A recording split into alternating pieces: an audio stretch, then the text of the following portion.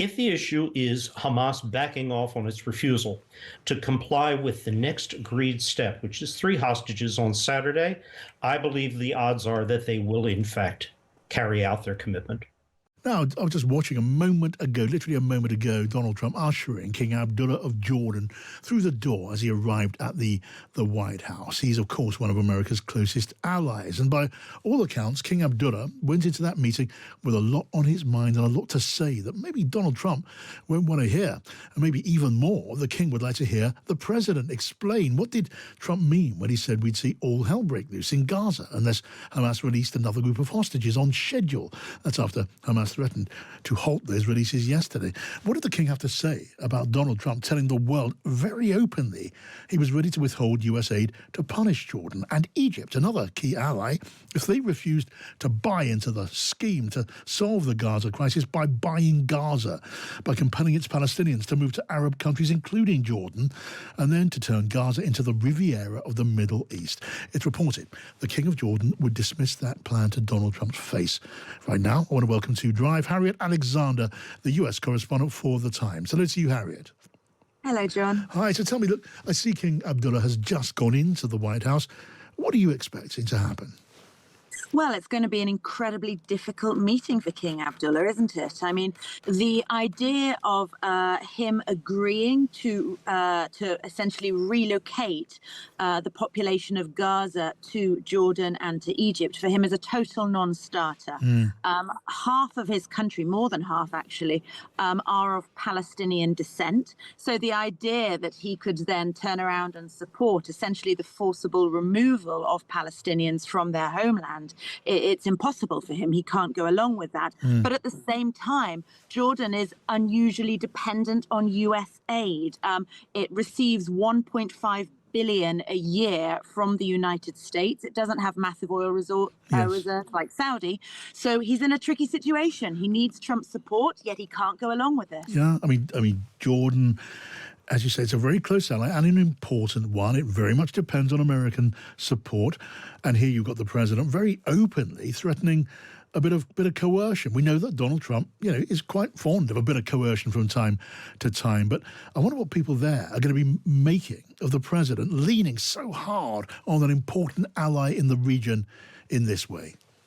Well, an important thing for King Abdullah is that he has a lot of support in the United States. He's actually the longest serving current leader in the Middle East. He's well known and well liked in Washington. He's seen as someone that they can certainly work with. And there's a large US military presence in Jordan. There's also a lot of intelligence sharing. So, Joe Biden famously said to King Abdullah, "You live in an interesting neighborhood," which seems like something of an understatement. So that is something that the king will try and use, will say to Donald Trump, "I'm useful to you. Let's try and work this out." Yeah, I mean, in a moment, I'm going to be talking to David Satterfield, the former US Special Envoy for the Middle East. And thank you again for joining us, Harry. Let me just ask you before you go, the very open statement by Donald Trump, he was signing an order effectively to make a corruption by American companies seeking contracts overseas to make that legal. How's that gone down? Well, and there is such a flurry of executive orders right now, John. I mean, it's hard to keep pace with them, isn't it? This is certainly one that raised eyebrows, and it will absolutely face challenges in the courts. But again, the courts are even struggling to keep pace with this because he's moving so quickly. It's sort of that Silicon Valley metaphor of moving fast and breaking things. Well, he's certainly doing that. All right, Harriet Alexander, always a pleasure. Thank you for joining us. Now, so let's say hi to David Satterfield. He's a former US Special Envoy for the Middle East. David, welcome. Welcome. What do you make, David, of the president so openly threatening to withhold aid, military aid, economic aid from Jordan if it didn't go along with this Gaza plan of his? I mean, such a naked display of power. What does it mean to you? Well, your correspondent's comments just a moment ago are spot on, all of them. Let's be real here. The Palestinian population of Gaza, some 2 million, are not going to voluntarily depart in any significant numbers. And even if they were interested in doing so, which they are not, where would they go? The King Abdullah's father, King Hussein, fought in 1970, Black September, a battle for the throne against Palestinian elements. it would be inconceivable for the king to accept any significant number of Palestinians into Jordan. It would, as many have said, be suicidal for him to do that. It isn't going to happen. Nor, for that matter, is there going to be a forcible expulsion by Israel or by any other party of Palestinians from Gaza. We're in the world of rhetoric here, not reality. What's the consequence of that rhetoric? Yes. The threat to cut off assistance, if that's what it is, to Jordan and Egypt. Let's recall another dimension of Jordan and Egypt in the region. It's their security importance to Israel, not just the United States and to the Gulf. If there were to be a destabilizing action by the United States, such as termination of economic assistance, military financing to Jordan, to Egypt as well, Israel would suffer as well. And I don't think that's in the interests of Prime Minister Netanyahu, the Israeli government, or its security establishment to have happen. This is posturing for the sake of pressure. Now, look, Hamas is a terrorist organization. It has clearly mistreated and mistreated badly the hostages who remain living in Gaza.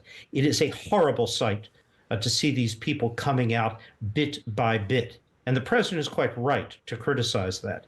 But the negotiations to obtain their release are complex. They were, they are. The Israeli Security Cabinet has made, Prime Minister Netanyahu have just made in the last moments, statements about the need to see all of the hostages, that is the living phase one hostages, come out by Saturday. Is that serious? Is it a requirement that Hamas back off on their refusal to release the 3 previously scheduled? We don't know. But I will say this. When individuals note all hell will break loose, all hell broke loose over Gaza, starting in October of 2023 after the Hamas massacre of Israelis. There is very little I can see that could be done other than simply resuming the same military kinetic campaign that was terminated when this ceasefire began. That won't effect an end to Hamas. Only a political resolution coupled or framework coupled with military pressure will bring that goal to bear. Anything else is, in the judgment of Israel's own security senior leadership, magical thinking. Right, so you raised some really important points, and I want to pick up on one or two of them. First of all, would you calculate, I know we do not know, would you calculate, though, David, that Hamas would back down before Saturday and deliver the next a set of, a group of hostages rather than face hell in whatever form that might take?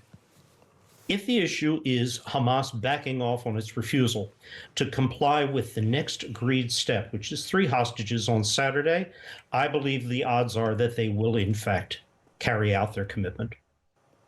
Well, you believe they would back down.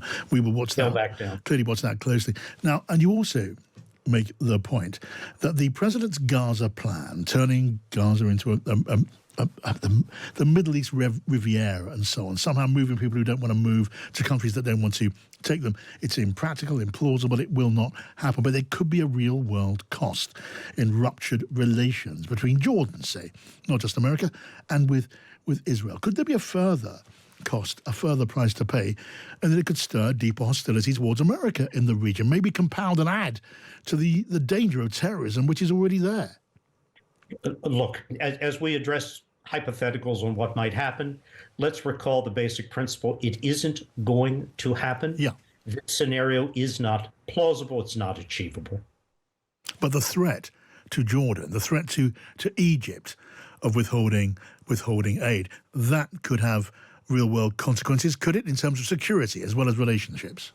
I think both countries' leaderships, President Sisi in Egypt, King Abdullah in Jordan, know how to manage these sorts of issues. I honestly don't see a dramatic real-world consequence to what is so far simply rhetoric. All right, the hope must be that is so. David Satterfield, thank you for joining us, former U.S. Special Envoy for the Middle East.